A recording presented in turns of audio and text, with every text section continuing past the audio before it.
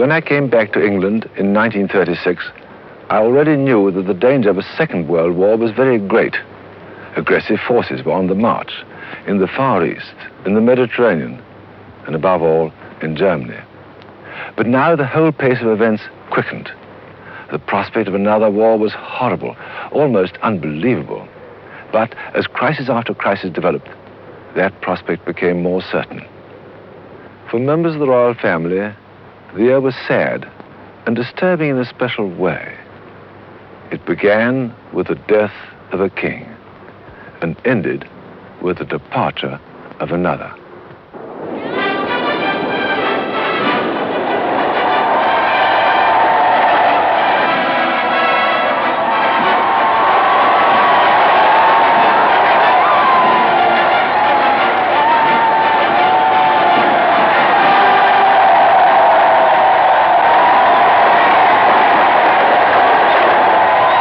The Silver Jubilee, the 25th anniversary of the reign of King George V and Queen Mary, was celebrated in May 1935.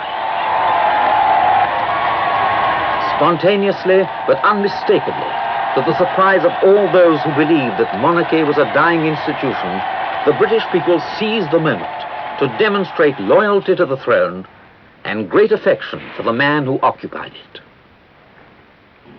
Their joy was short-lived. In the autumn, the king's health began to deteriorate, and on January the 20th, 1936, he died. Once more, his people gathered in the streets to watch the king go by.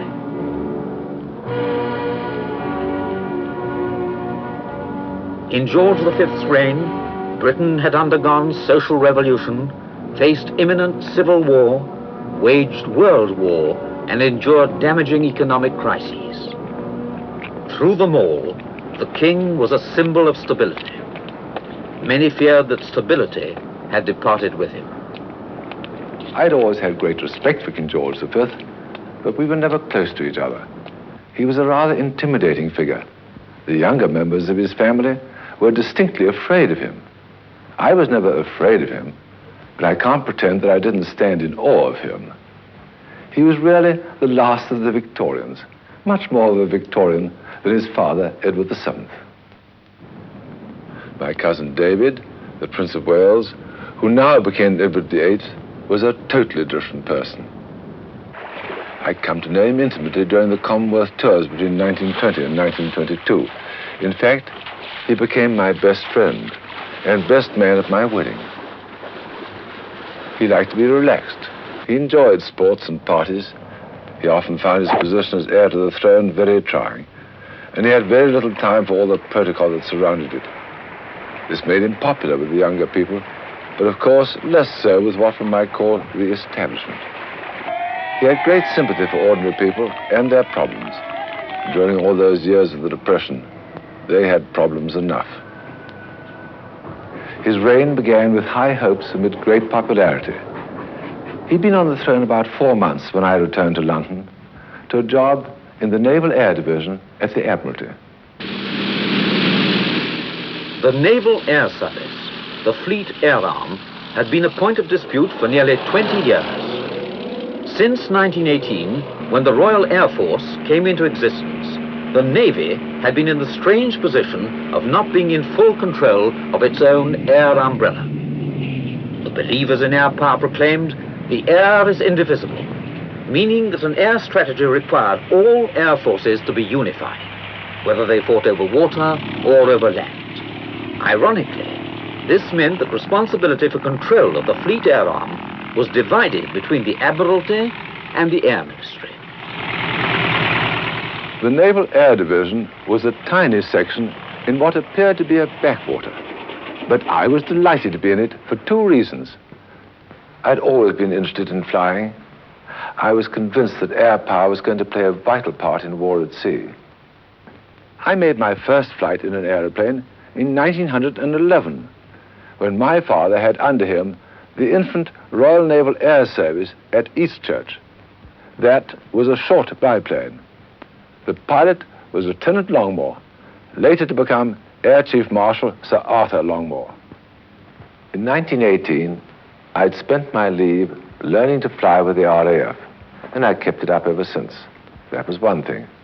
The other thing was the work itself.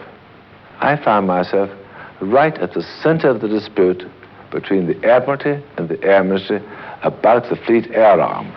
I still have some of my papers from the period. I think this one shows how vital it was to change the government's mind about this issue. Can anyone doubt that if we went to war tomorrow, complete chaos would reign in the Navy's air services? Where are the machines? Where is the trained personnel? Where is the up-to-date material? They simply don't exist. There is not a squadron of aircraft afloat today with aircraft of a type which was not in service 3 years ago. There's not a squadron with a type whose design is less than 10 years old. This was a frightening situation with international affairs shaping the way they were. It is my job to propose ways of bringing the Fleet Air Arm back into the Navy and to persuade the government to do this. Any approach which might persuade the British government to overhaul the nation's defences was now to be welcomed. In March 1936, German troops entered the demilitarized Rhineland in defiance of the Treaty of Versailles. Adolf Hitler gambled that Britain and France would not resist this open proclamation that German armed force was again to be reckoned with. Hitler was permitted to succeed. His prestige soared, and from now onwards he swiftly, openly, unhesitatingly rebuilt the German army and air force. The balance of power in Europe had been tilted irrevocably. Dictatorship was in the ascendant everywhere. In May, the Italians entered Addis Ababa, and Mussolini annexed Abyssinia, another blow to British and French prestige. In July, a military rising in Spain against the Popular Front government marked the opening of the Civil War, and a new array of international complications and dangers to the advantage of the dictators. My great awakening had occurred the year before, when the Abyssinian crisis flared up, and it looked as though the Mediterranean fleet was going to be in the front line of a war with Italy. Even before that, I had disliked Mussolini and his fascist movement. My Italian relations disapproved of him, and his brutal methods of suppressing political opposition disgusted me. When Hitler began to come forward, some of my German relations, to my astonishment, thought he would be a good thing for Germany. But most of them warned me about what he really stood for, and did their best to oppose him. Sie können uns meinetwegen töten, kapitulieren werden wir nicht!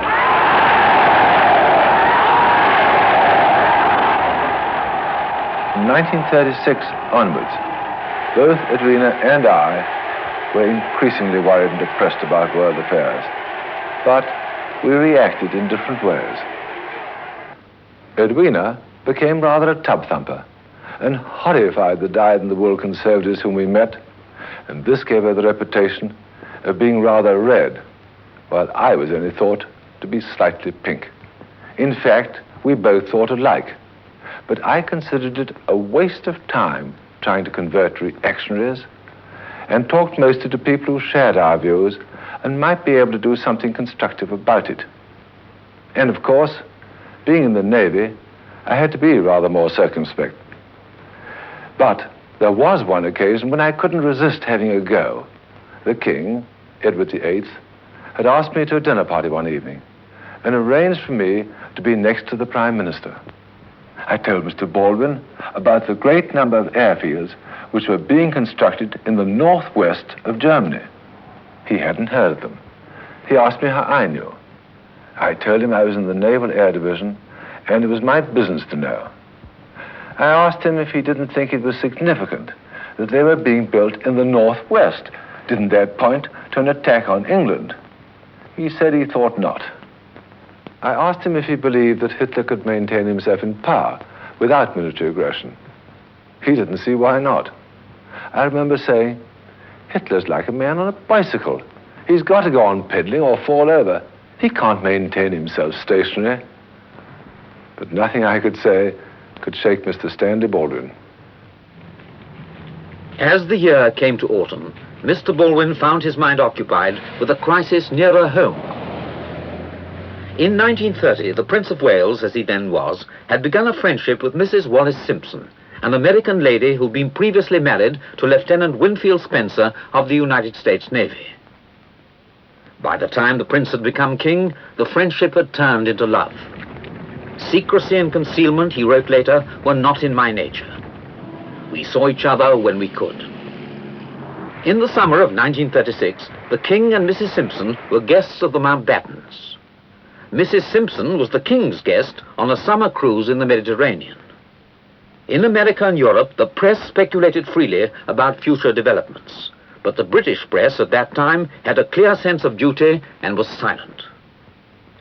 On October the 27th, Mrs. Simpson was granted a decree nisi at Ipswich, and those who knew the state of the King's feelings realized that silence could not be preserved much longer. If the King married Mrs. Simpson, she would become Queen. As Queen, she would be crowned with him with the ceremony of an established church, which then held firmly that marriages should not be unmade. On November the 16th, the King informed Mr. Baldwin that he did intend to marry Mrs. Simpson, and that if the government objected, he would abdicate. For Baldwin, for the country, and for the King's family, this was a thunderclap. I was devoted to my cousin David. He'd always been a wonderful friend to me, and I'd felt sure he was going to make a wonderful king. I'd known, ever since they both stayed with us in the summer, that the King was really seriously attached to Mrs. Simpson. But it wasn't until November, when I was with him during his visit to the fleet, that I realized how utterly determined he was to marry her. The news broke shortly after this in the press, and the crisis developed. By then, I realized how much it meant to him to marry the woman of his choice, how lonely his position would be without her. But I couldn't possibly agree with his decision to abdicate, because I was one of those who felt that his duty to his country should come first. It placed an intolerable burden on his brother, the Duke of York. I remember on the day of the abdication, walking up and down on the lawn with him at Fort Belvedere at Windsor, and him telling me how desperately he didn't want to take on the responsibility of being king, and how utterly unprepared he felt. And I tried to comfort him by telling him that I was sure that a naval training was the best possible preparation for a king. On December the 10th, King Edward VIII abdicated, and his brother succeeded him. George VI, by the grace of God, of Great Britain, Ireland, and the British dominions beyond the seas, King. King George VI was crowned in Westminster Abbey on May the 12th, 1937. So Britain's constitutional crisis ended. But abroad, there was no slackening in the succession of political crises which brought World War nearer with every month. The civil war in Spain already presented a microcosm of what was to come. Openly, the two dictators, Hitler and Mussolini, backed the rebel cause. They sent troops, so-called volunteers, and equipment to the aid of General Franco. The Soviet Union supported the Spanish left-wing government. Other volunteers, the international brigades, demonstrated the solidarity of the left by going to fight for the government. But the governments of Britain and France picked an uneasy, unrewarding course of neutrality. In the Far East, there was also open war between Japan and China.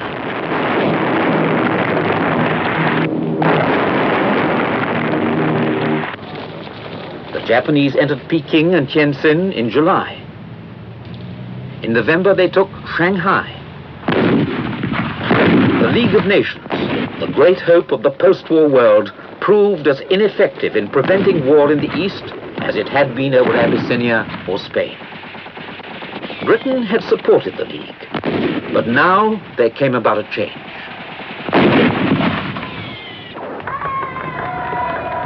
On May the 28th, Mr. Baldwin retired, and Neville Chamberlain became Prime Minister. With his arrival in office, the policy of appeasement began. I hated the appeasement policy. I felt sure it would prove disastrous. It certainly delayed the rearmament of all our services, which was now urgently needed. There were a number of people who felt as I did, and some were in a better position to make their views known. Churchill became the acknowledged leader of this group, but Churchill was out of office. Opposition to appeasement was definitely a minority line, and one which could make you very unpopular. In the government, it was chiefly represented by two men, both friends of mine, and both of them had to resign. They were Duff Cooper, First Lord of the Admiralty, and Anthony Eden, the Foreign Secretary. I resigned as Foreign Secretary of Mr. Chamberlain's government in February 1938, when I couldn't go on any longer with the appeasement policies he wished to pursue. Dickie Mountbatten was abroad at the time, but a while later I met him in the park when he volunteered to me that he cordially agreed with the action I'd taken and strongly supported the policies for which I'd stood. After that, we kept in pretty close touch during the anxious 18 months that followed until the outbreak of war.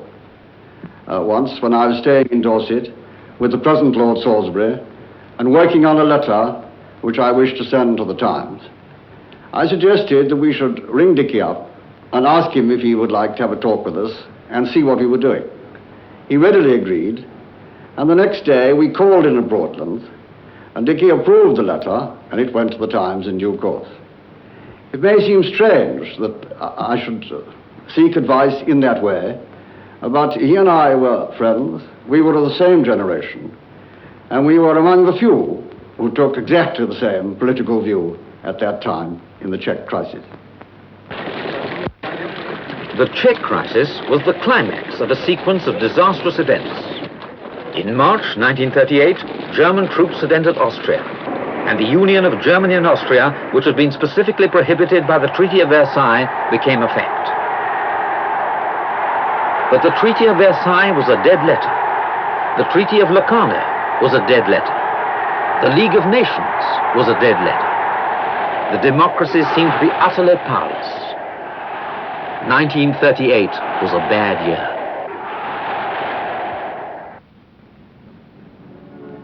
"1938 was especially sad for our family, because in April my brother, he was the second Marquess of Milford Haven, died at the age of 46. My brother Georgie was 7 years older than me, just enough to be a real hero to me. To see him taken away in the prime of life by cancer was an agonizing experience. I adored my brother. He must have been one of the cleverest men I've ever known without having to exert himself. His brain must have been twice the size of mine. He was quite different from me. Everybody loved him. I don't think he had an enemy in the world. It was in the month of this loss to the Mountbatten family that the final series of international crises began, which remorselessly led to war. The Sudeten Germans demanded separation from Czechoslovakia in April. By May, Britain and France were faced with their first decision whether to stand by Czechoslovakia or permit Germany to destroy her. In August, Germany mobilized. On September the 7th, France called up her reservists. Then came the drama of Mr. Chamberlain's flights to Germany to meet the German Chancellor in the hope of reaching some agreement. On September the 15th, he went to Berchtesgaden. On the 27th, to Godesberg. Chamberlain believed that he could persuade Hitler, but Hitler had gauged the temper of the democracies. He insisted on the annexation of the Sudetenland. In Britain, men's hearts were torn by a fear of impending shame and a horror of impending war. For a brief moment, it appeared that Britain might steel herself to resist Hitler's demands. On September the 27th, the Royal Navy was mobilized at the urgent instigation of the First Lord, Duff Cooper. And then came Munich, and Chamberlain flew back in triumph to announce that he had obtained peace in our time. Czechoslovakia, of course, was abandoned to Hitler's mercy, and Hitler had been given one more proof that he could do as he liked. Churchill described the whole transaction as a defeat, an unmitigated defeat. Duff Cooper resigned from the Admiralty, and he quotes in his autobiography a letter I wrote to him at the time.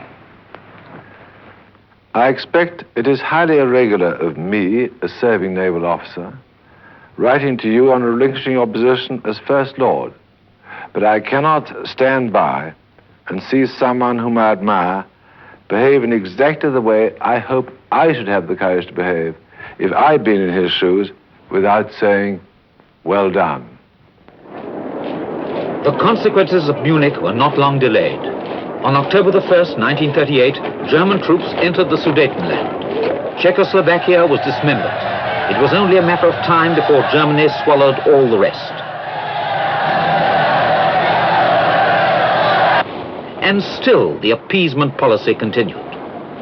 Mr. Chamberlain and his Foreign Secretary, Lord Halifax, went to Rome to attempt with the Italian dictator what they had dismally failed to accomplish with the German one.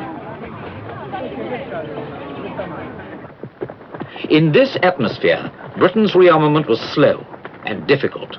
A dead hand seemed to lie on all the British services. Yet there was some progress. The Navy had won its battle for the control of the Fleet Air Arm, thanks in part to Mountbatten. He and others continued to fight hard for modernization against apathy and false economy. I happen to know of two instances where Lord Mountbatten turned his restless energy on matters which were not his direct concern at the time. Being in the Naval Air Division, he became interested in anti-aircraft guns, strictly speaking, a matter for the Gunnery Division. But it was he who pressed against almost unbelievable opposition for the adoption of the Oerlikon gun, which was accepted only at the 11th hour and then became standard equipment throughout the fleet. Now, if we got the Oerlikon gun in the nick of time, we were 6 years late with measures to stop the enemy deciphering our warship and merchant ship signals. Had the Navy in 1936 accepted Mountbatten's advice and adopted the new cipher machine, which the RAF were trying out, then hundreds of merchant ships might have been saved from the U-boats. We now know, we didn't know at the time, that the Germans were already breaking signals enciphered in the old book and pencil way. So once the war began, they knew where and when many of our convoys were arriving and sailing. They could lie in wait for them and attack at night. Now, without this aid from their cipher breakers, the Germans would not have collected their U-boats into wolf packs at the right place and the right time. If the Type X machine, which was recommended by Mountbatten, had been used by the Navy, it's more than likely that these weaknesses in our signals security would have been corrected by 1939. As in the case of the gun, he agitated privately. Over drinks, he persuaded the controller of the Navy, Vice Admiral Henderson, to buy a few of these Type X sets and have them tried by the fleet at sea. But ships reported back that the sets were too complicated, unreliable, useless in bad weather, and so on. And once again, conservatism triumphed.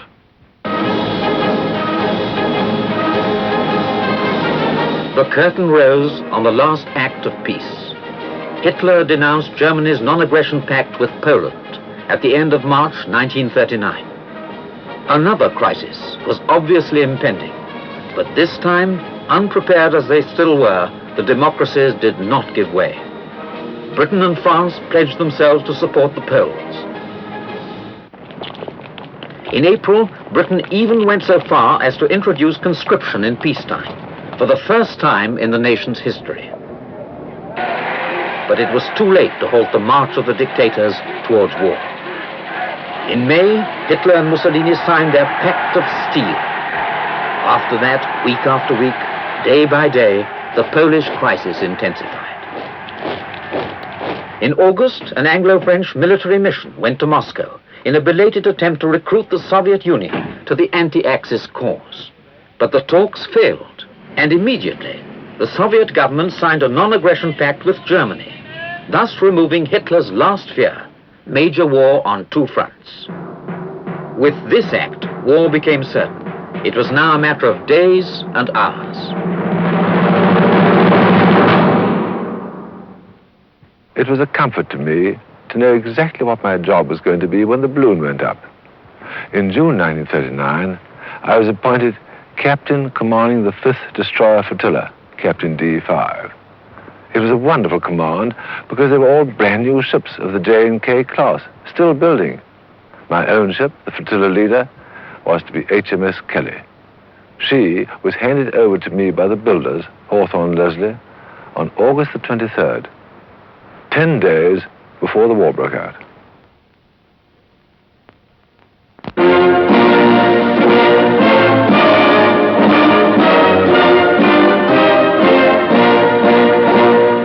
May the 28th, 1966, London, the Victoria Embankment. HMS President, a London landmark, moored in the Thames since 1921. Once a Royal Navy sloop, now the London headquarters of the Royal Naval Reserve. An important occasion aboard the President. There will be nearly 150 people present. They await the guest of honor, Admiral of the Fleet, Earl Mountbatten of Burma. But tonight, he is the captain.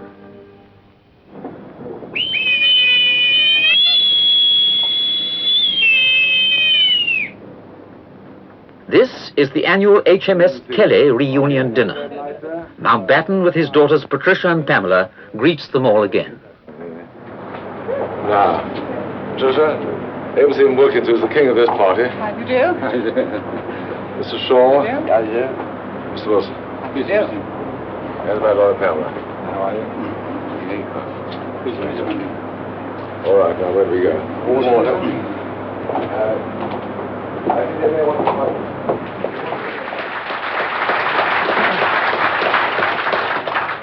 Mr. Chairman, ladies and gentlemen, and above all shipmates, this is the 25th anniversary of the sinking of our ship. She sank in 1,500 fathoms off the island of Gavdos in the Battle of Crete. And we commemorate that tonight. There are 48 survivors here of the two commissions, the two actions, and that's a very high percentage of the whole lot. The Kelly was launched on the 25th of October 1938 by Antonia Kelly, the daughter of the man we were called after, Admiral Sir John Kelly. She was built by the finest yard in the world, Hawthorne Leslie at Hebburn, on time.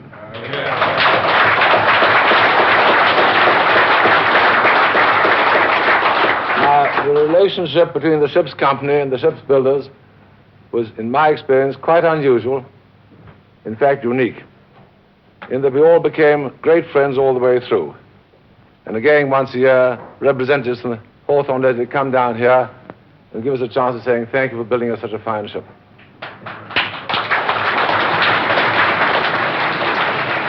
On the 25th of August, 1939, we commissioned at Chatham.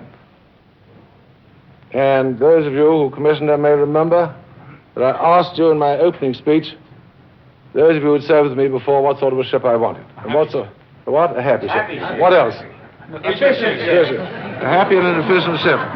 This is exactly what I hope we actually got. I also told you that Hitler had signed a non-aggression pact with Stalin that day, and I thought this meant war within a few days. So instead of giving you 3 weeks to do the commissioning routine, and it normally takes 3 weeks to get all the stores, sort them out, put them in their racks, catalog them, get all the ammunition in the right place, get all the mess traps and gear on board, the provisions, and finally to test all the equipment. Instead of giving you 3 weeks, I said I'd give you 3 days. I said nobody would take off their clothes or turn in till the job was done, and nobody did, and the job was done in 3 days flat. The record has never since been equaled. With our tails right up, we sailed for Portland, where we started to work up. We were at Portland, painting the ship from our lovely light grey Mediterranean enamel to the old rather dull, dark grey war paint. I was over the side on the stage, wielding a paintbrush, thinking I could do it better than some of you chaps. And when the chief yeoman came along, Bottoms, and he said, war signal's been received, sir, commence hostilities against Germany. He came back 10 minutes later, and another telegram from the Admiral saying, Winston is back. And that was a great thrill to us all. Yeah. It meant that Mr. Winston Churchill was back as First Lord, a position he'd held 25 years before in the First War, when he was working with my father, was First Sea Lord.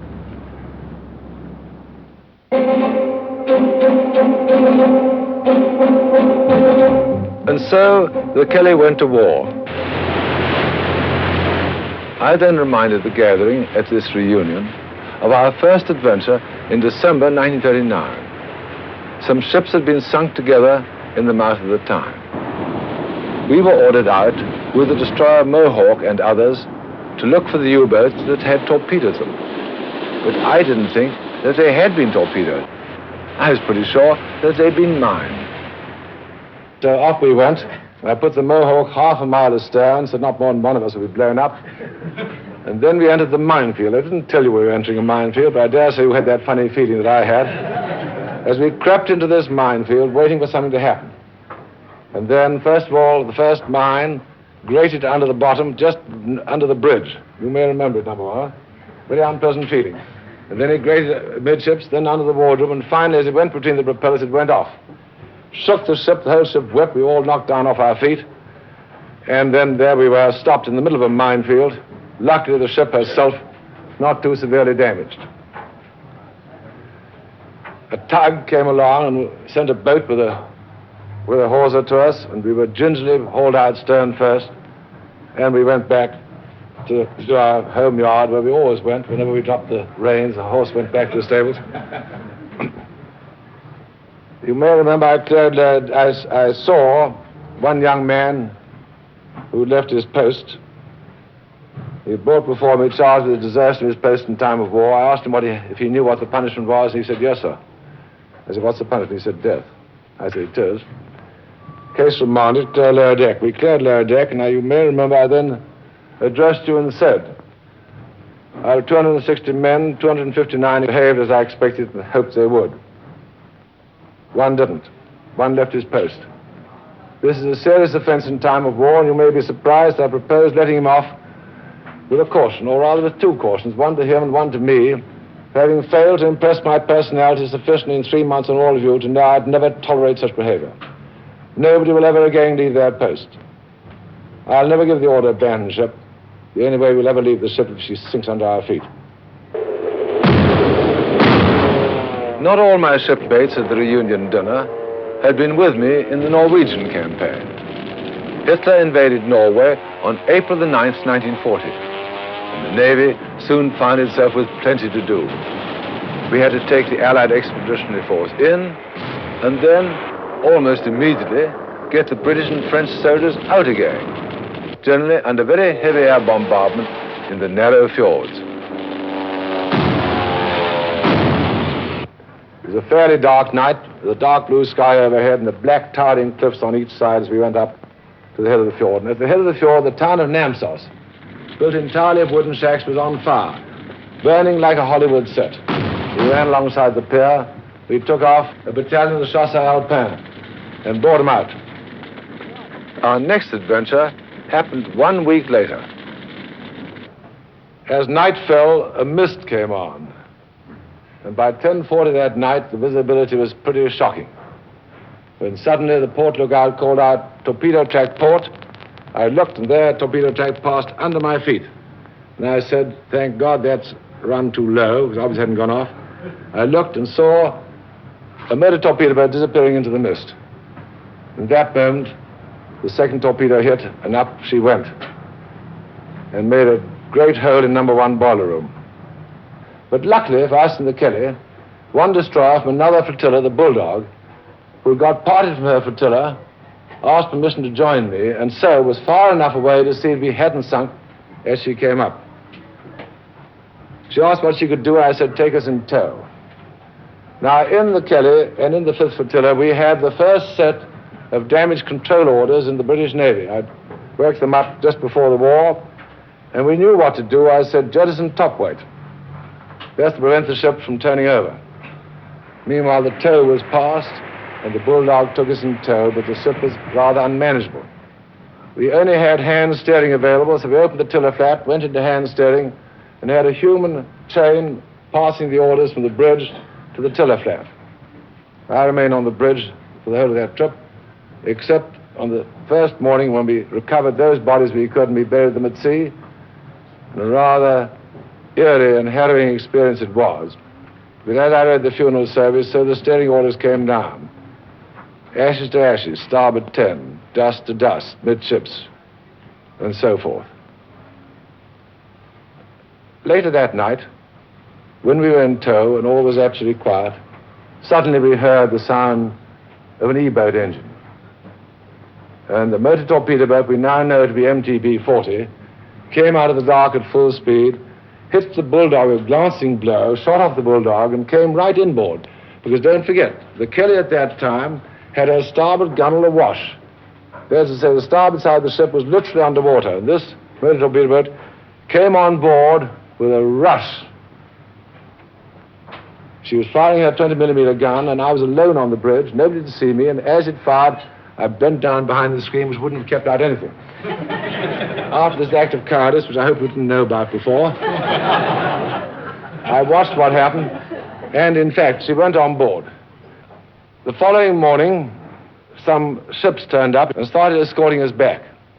And then the German Air Force started with their attention, they started bombing us. The fourth night, the sea got up, the ship started to work. She started to have a very unpleasant, slow movement, a sluggish movement, and I felt we were very near loss of stability and vanishing point, and I thought that night we'd turn over.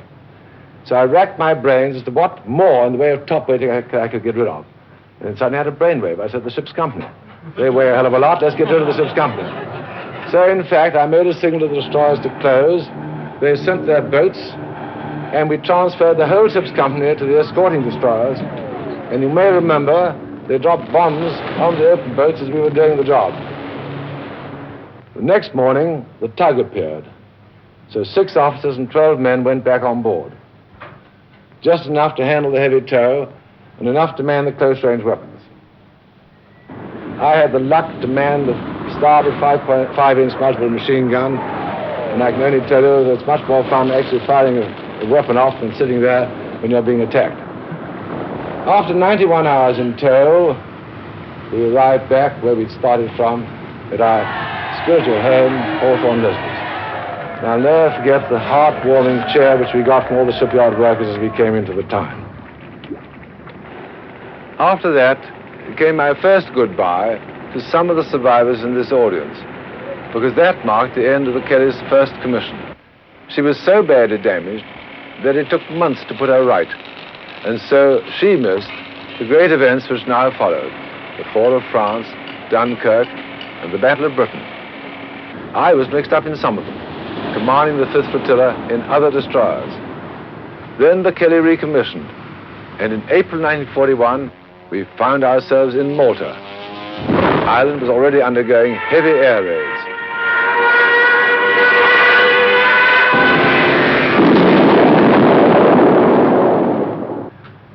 During this time, I knew we'd be the focal point of attack. So I made a signal to the flotilla that half the ship's company will always be ashore in deep shelters. Starboard watching the captain and the port watching the first lieutenant. Nobody gave me that order, and I hadn't got the moral courage to carry it out myself. I didn't know what my friends would say if the Kelly was sunk and they said, where was Dickie Mountbatten? He was in a shelter. Who told him to go there? Nobody, just went on his own. Well, I stayed on board during 21 attacks. I've never been so frightened in my life. It's the most hair-raising experience when you can do nothing about it. And now it was time to remind everyone of our last act together. On May the 20th, 1941, the Germans attacked the island of Crete using airborne forces and paratroops. Very soon, the Navy found itself conducting another evacuation. and the Mediterranean fleet suffered heavy losses. We joined the fleet while it was actually under attack by the Luftwaffe. There were only 3 of us left in action by then: Kelly, Kashmir, and Kipling. We were sent to give fire support to the army, and on the way, the Kipling dropped out with defective steering gear. What a stroke of luck that was to prove later on. On our way back, on the morning of May the 23rd, the German planes spotted us, and we were attacked by medium-level bombers, but we managed to dodge the bombs. And then just about 8 o'clock in the morning, when we were approaching Gavdos Island, doom suddenly appeared on the horizon in the form of 24 Junkers 87 dive bombers in close order. The dreaded vertical dive bombers that had their proud boast they never missed the target even though they killed themselves in the process. So I made a signal to Kashmir to act independently. We put the telegraphs down to full ahead. We must have been doing 33 or 34 knots. Down they came in waves of 3. First wave went down to the Kashmir, second wave onto the Kelly. Both of us were doing our best to try and so steer the ship as to make the dive bomber dive further and further until he got past the vertical and would miss. The third wave, a bomb struck the Kashmir, and I saw she was finished. And I remember saying, oh God, now we're stuck here, we shall never get away, we've got to pick up the Kashmirs. The next wave coming in on us, I said hard as starboard. With the wheel hard as starboard, doing some 33 knots, the ship was listing over heavily to port. And then one came lower than any other, so low that he was one of the 3 or 4 we shot into the sea. And the bomb hit by number 3 gun deck on the starboard side. I immediately gave the order midships. The navigator, I think it was, repeated the order to the coxswain midships. Coxswain replied, she won't answer her wheel, sir. I said, slow both. Telegraphs won't work, sir. I leaned over the side, I said, keep all the guns firing because another wave was coming in. A useless order because the guns were all firing. Nobody stopped firing. As she went over, I could see some of the gun crew being washed away from their guns while they were still firing. I realized she was going over. And I remember thinking, what do I do? And I remembered the captain was supposed to be the last to leave the ship. I didn't know how I was going to manage that because it looked as though the ship was going to leave anyhow. I held on to the gyro compass repeater, and over she went. And there at 33 knots, tons of water started raging round the bridge. I held on as long as I could, and then I somehow fumbled my way through to the bridge screen, pulled myself under the bridge screen. It was rather dark overhead, and I realized I wasn't going to be able to keep my mouth shut because the desire to take a breath becomes overpowering, and I held my mouth with one hand, and I held as hard as I could, hoping that God would give me more strength in my hands to resist the involuntary effort to open one's mouth. And I got to the top without having taken in any water. As I came to the top, I looked round, and there was the stern of the ship passing not more than a dozen yards away with the propellers still going round. I saw the navigator, I think it was. I said, pilots swim like hell. And he swam like hell. At least I thought he did. So did I. And then up popped one of the Stoker Piers. I can't remember which one, but he's covered with oil swirl. He took one look at me and grinned and said, the scum always comes to the top on these occasions, doesn't it, son?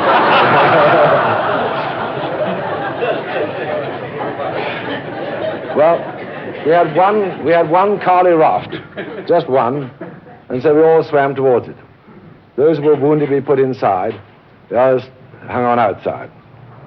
I still had my tin hat on. I thought it was rather silly to swim in a tin hat, so I took it off and threw it away. Never have I regretted an action so much, because within a few minutes, back came the Junkers 87s machine gunning us. For the first time, they machine gunned people in the water. You feel damn naked in the water without a tin hat when you did have one when you're being machine gunned. Well, as they killed people, so they were taken out of the raft and we put in others. And then, miracle of miracles, there was the Kipling. I don't think I've ever been so pleased to see any ship in my life. Because Commander Sinclair Ford had seen the actual dive bombing in the sky. That's right, all that's what I told you. And so he very gallantly came, knowing that they would sink us to pick us up. Came so close, he in fact nudged the submerged wreck of the Kelly, which was just going down. We at that time were busy singing, I think, Roll Out the Barrel, wasn't it? Yes, it's Roll Out the Barrel. And then we swam to the Kipling. So Aubrey Sinclair Ford was in command of the ship. I was his overall commander and gave him his policy directions, such as to stay and pick up the Kashmir's ship's company. There were 5 groups to pick up. Every time we went alongside a Kali raft, along would come one of the new squadron of dive bombers, which luckily for us were Junkers 88s. The 88s, with being the shallow dive bomber, were less accurate. Then became a sort of battle of wits between the captain of the Kipling and the dive bombers to see if he could pick up the rest. And an agonizing moment it was. Bombed the whole time, and finally we got the whole of the Kashmirs on board. And then we set off for home. But as she was damaged, only 17 knots. 81 bombs were aimed at the Kipling on the way home. And 81 misses were recorded thanks to the way the ship was handled. When we came into Alexandria Harbor, the Mediterranean fleet had only just got back from their own battle, but the whole ship's companies cleared our deck and cheered us in. This gave us a very great feeling of uplift.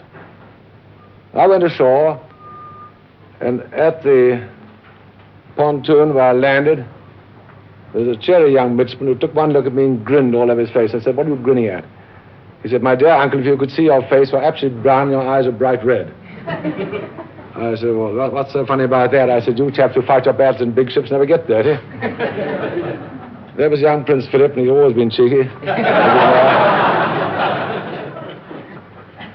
The next day was the worst day of my life. It was saying goodbye to all of you, all who had survived.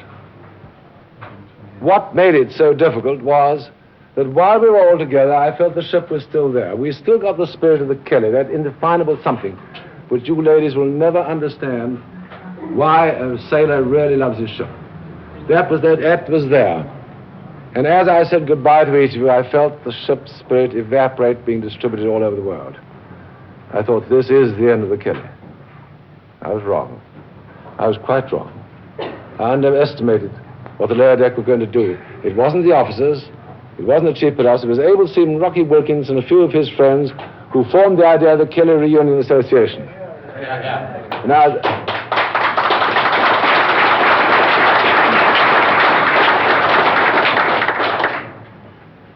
what they did is they revived the spirit.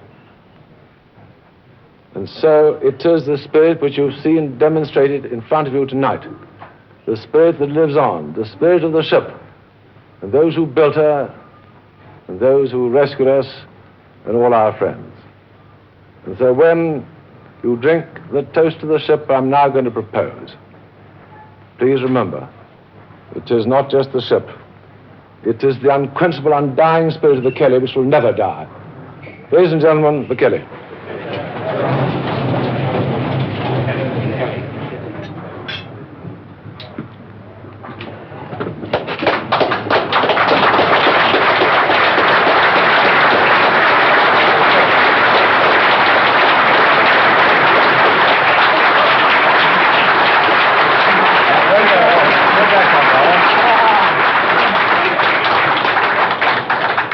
This is the ensign, sir, that was you missed on May the 9th when the ship came back.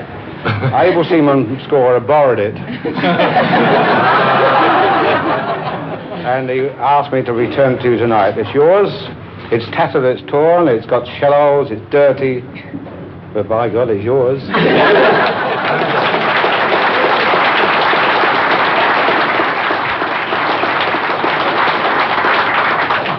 I don't know how Scorer stole a mouse on all of them. But there was nothing you would have given me which I value as highly. I feel very bad about this, Scorer. Except you ought never have had it in the first place. Thank you very much indeed. This is indeed the souvenir I shall value most of any in my life. Thank you very much.